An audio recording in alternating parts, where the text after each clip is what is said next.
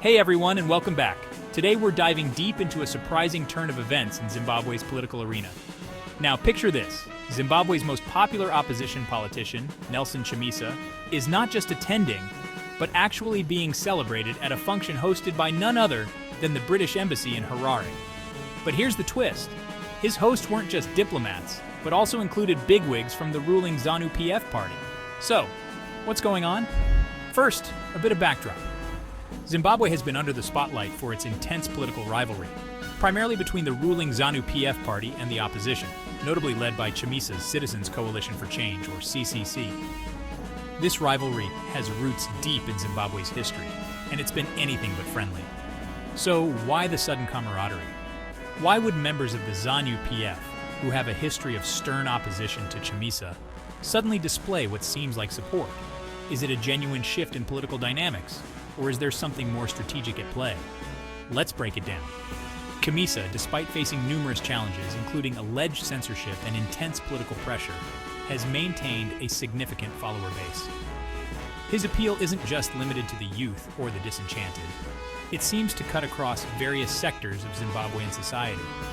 This charisma and widespread appeal could be seen as a potential asset, even by his rivals. Now consider the timing.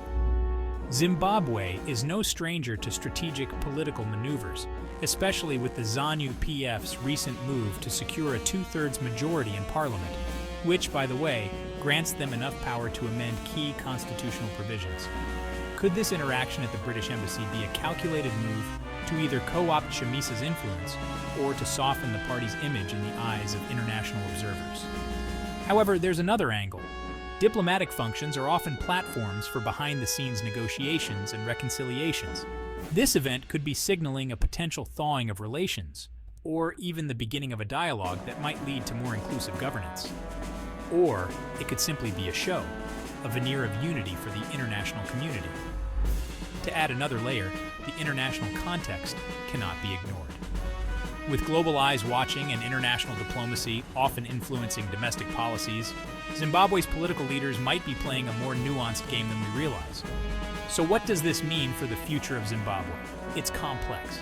If this event indicates a genuine shift towards inclusiveness, it could usher in a new era of politics in Zimbabwe, marked by dialogue and possibly reform. But if it's merely a strategic ploy, then the road ahead could be as tumultuous as ever. What's clear is this: political landscapes are rarely black and white. They're intricate, dynamic, and constantly evolving. And in Zimbabwe's case, every move is a calculated step in a much larger game of chess. That's it for today. Don't forget to like, subscribe, and hit that notification bell to stay updated with our deep dives into global politics. Until next time, keep questioning and stay curious.